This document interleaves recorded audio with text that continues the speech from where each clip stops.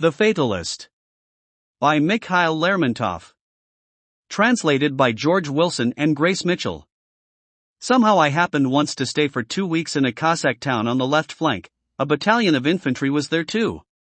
The officers got together at each other's places in turn, and in the evenings played cards.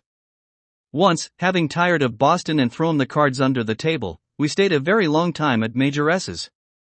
The conversation, contrary to the usual, was animated.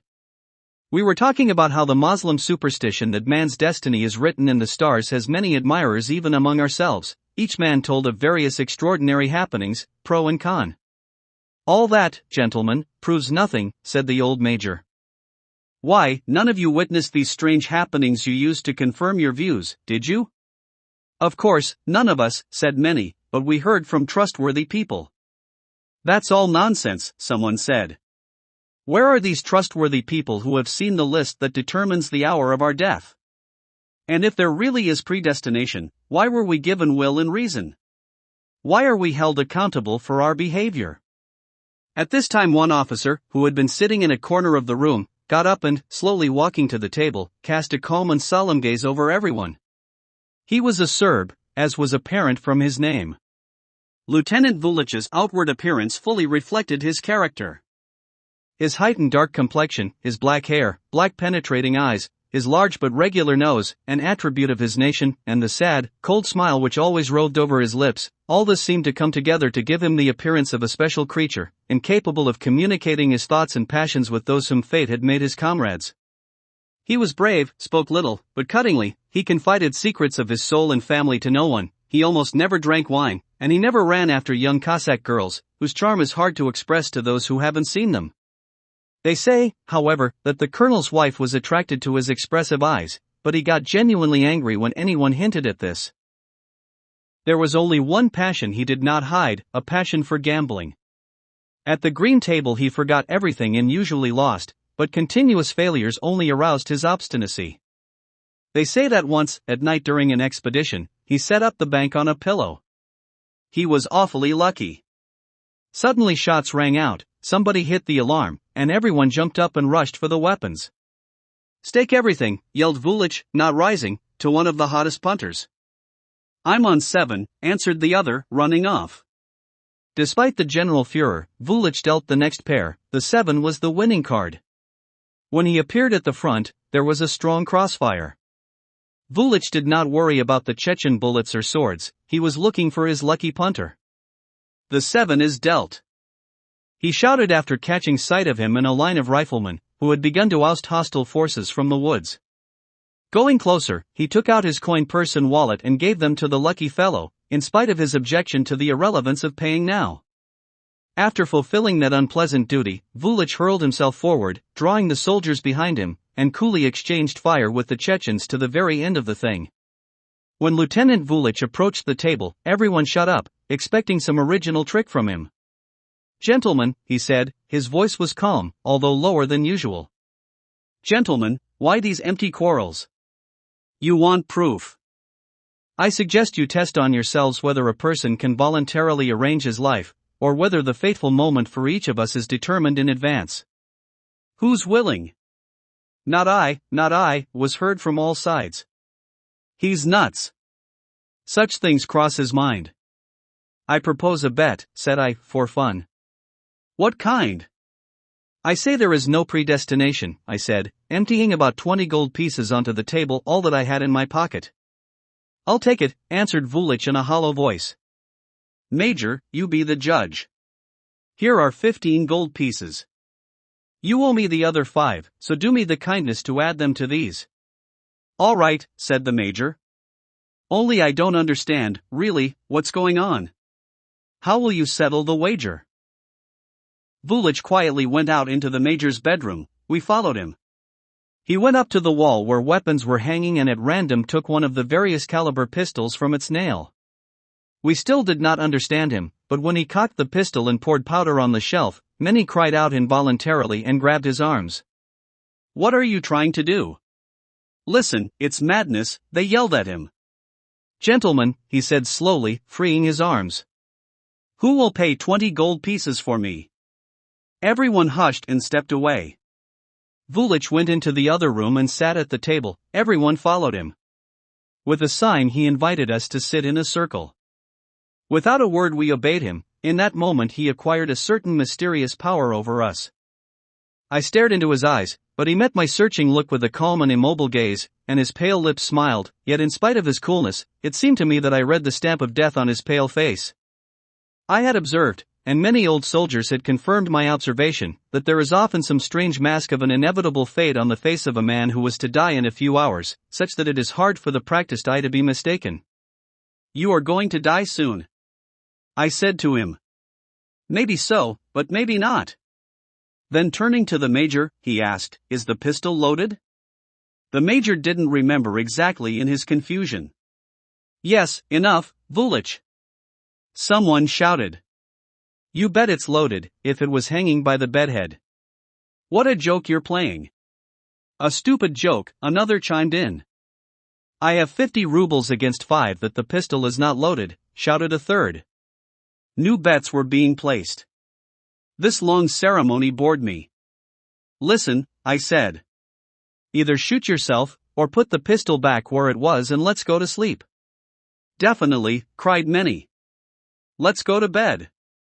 "Gentlemen, I ask you not to move from your places," said Vulich, putting the muzzle of the pistol to his forehead. Everyone seemed petrified.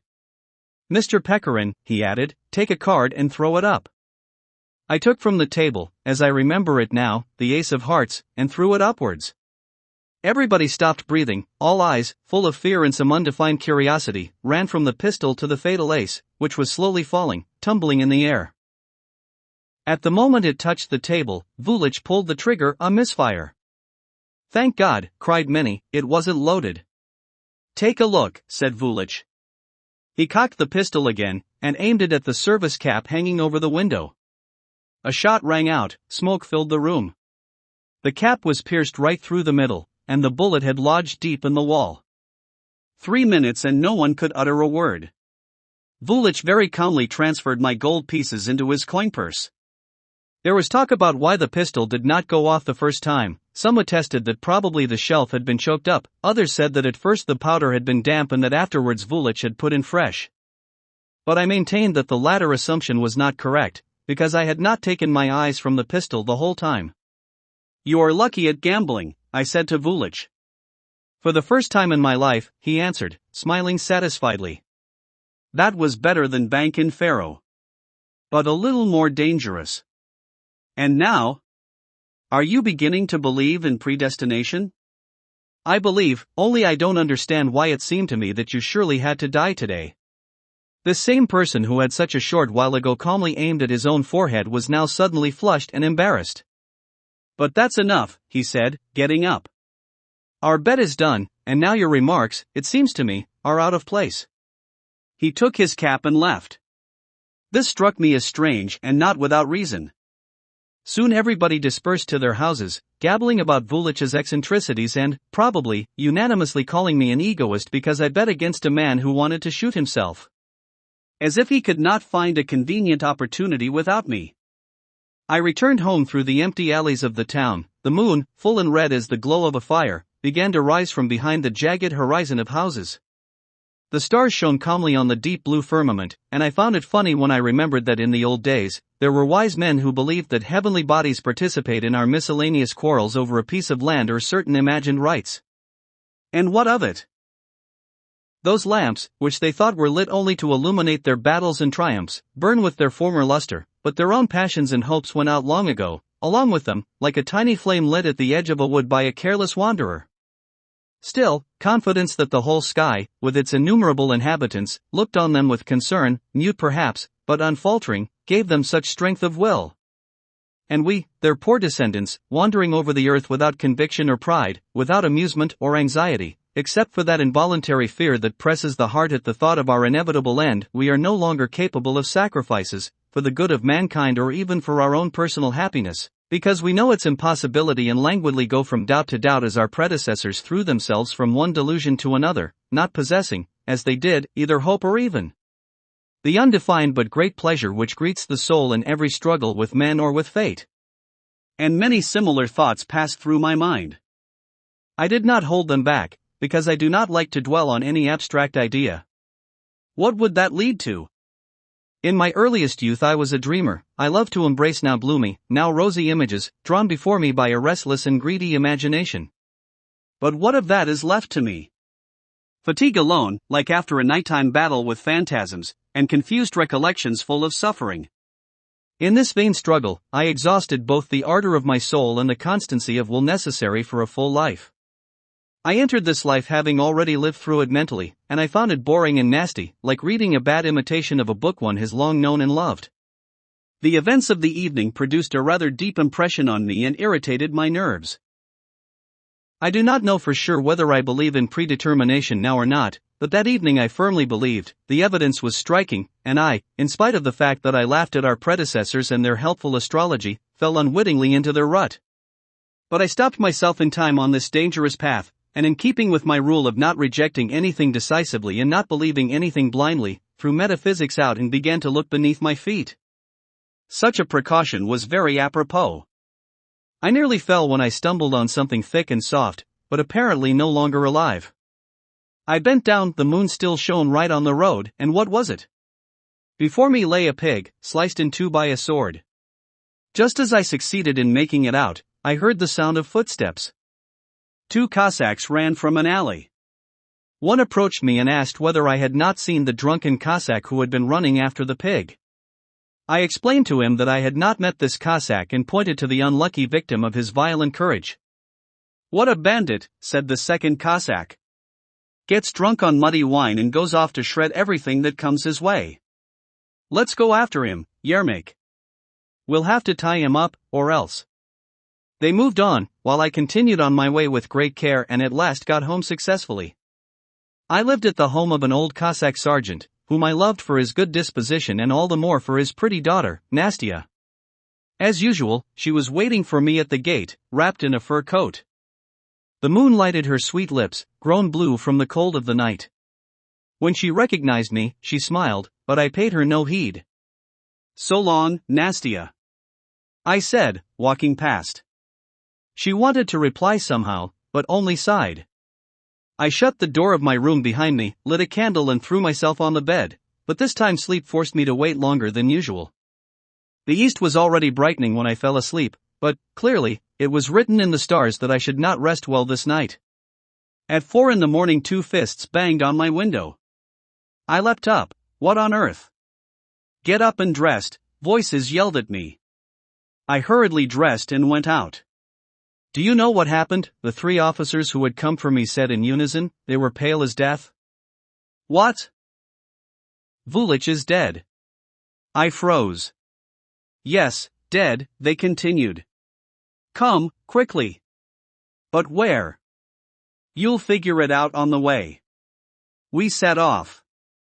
They told me everything that happened, throwing in various observations about the strange predestination that had saved him from inevitable death half an hour before his death. Vulich had been walking alone on a dark street. The drunk Cossack who had cut down the pig came rushing toward him, and might have gone past without noticing him, had Vulich not suddenly stopped and said, "Who are you after, brother?" "You." The Cossack replied, striking him with his sword, and slashed him from the shoulder almost to the heart. The 2 Cossacks I had met, following the killer, caught up to him and lifted the wounded man, but he was already breathing his last and said only 2 words, "He's right." Only I understood the dark meaning of those words. They referred to me. I unwittingly predicted the poor man's fate. My instinct did not betray me. I precisely read on his altered face the stamp of the approaching end. The killer had locked himself in an empty house at the end of town. We were on our way there. A multitude of crying women were running the same way. Occasionally a tardy Cossack clattered out onto the street, rushing to fasten a knife to his belt, and outpaced us at a run. The furor was frightening. And finally we arrived and looked around. A crowd surrounded the house, the doors and windows of which were locked from the inside. Officers and Cossacks were talking heatedly among themselves. Women were wailing, cursing, and lamenting. Among them stood out to me the solemn face of one old woman with an expression of mad desperation. She sat on a thick log, resting her elbows on her knees with head in hands. This was the killer's mother. Her lips occasionally quivered. Were they whispering a prayer, or a curse? In any case, we had to decide on something and seize the criminal. However, no one took it upon himself to go in first. I went to the window and looked through the crack in the shutters. Pale, he lay on the floor, holding a pistol in his right hand. His bloodied sword lay nearby. His expressive eyes spun frightfully in circles. At times he shuddered and clutched his head, as though hazily recalling the day before. I did not see much strength of will in his restless gaze and told the major that it was no use stopping the Cossacks from breaking the door down and rushing in, because that would be better to do now than later, when he fully came to himself. At that moment an old Cossack captain approached the door and addressed the criminal by name. He responded. "Yefimik, brother, you've sinned," said the captain. "There's nothing for it, give in." "I won't," the Cossack answered. "Have the fear of God. You're no damn Chechen, you're an honest Christian. Well, and sin's got you mixed up already, so there's nothing left, you can't escape your fate." "I won't give in," the Cossack cried menacingly, and the sound of the pistol being cocked reached our ears. "Hey, auntie," the captain said to the old lady, "talk to your son, God willing, he'll listen to you. See, this is just asking for God's wrath. And look, these gentlemen have been waiting 2 hours already." The old woman looked at him firmly and shook her head. "Vasily Petrovich," the captain said, approaching the major, "he won't give in, I know him, and if we break the door, he'll do a lot of us in. Don't you think maybe we'd better shoot him now? Those shutters have wide gaps." Just then a strange thought flitted through my head. Like Vulich, I decided to test my fate. "Hold on," I said to the major, "I'll take him alive." Having told the captain to start a conversation with him and place 3 Cossacks by the door to beat it down and run to my aid at a certain signal, I went around the house and approached the fateful window. My heart beat wildly. "Oh, you devil," cried the captain, "are you making fun of us or what? Or you think we're no match for you?" He started to hammer at the door with all his might. I pressed my eye to the gap in the shutters, following the movements of the Cossack, who was not expecting an attack from this side, and all at once tore off the shutters and threw myself headfirst through the window. A shot rang out by my ear, and the bullet tore off my epaulette. But the smoke that filled the room hindered my enemy's search for the sword that lay beside him. I grabbed him by the arms, the Cossacks burst in, and before 3 minutes had passed, the criminal was tied up and escorted away. The crowd dispersed, and officers congratulated me, with good reason. After all that, it seems, how could one not become a fatalist? But who really knows whether he's sure of something or not? And how often we mistake the deception of our emotions or errors of logic for sure facts. I love to doubt everything. Such a position doesn't weaken the resolve of one's character. On the contrary, in my case, I always go forward more surely when I don't know what lies in store for me. Because death is the worst that can happen, and death can't be avoided. Returning to the fortress, I told Maxim Maximych everything that happened to me and everything I saw, and asked for his opinion on predestination. At first, he didn't understand the meaning of the word, but I explained it as best I could, and then he said, solemnly shaking his head, "Yes, sir, of course, sir. That's a real tricky thing, but anyhow, those Asian hammers often misfire if they're oiled wrong where you don't squeeze the trigger just hard enough. I'll admit, I don't like Circassian rifles either. They're not quite right for our guys, the butt's too small, look out or you'll burn your nose off, but those swords they've got, now those have my respect." Later, having thought a little, he murmured, "Pity, the poor man devil made him talk to a drunk at night. But of course, it must have been fated for him from birth. I couldn't get anything else out of him. He can't stand metaphysical debates."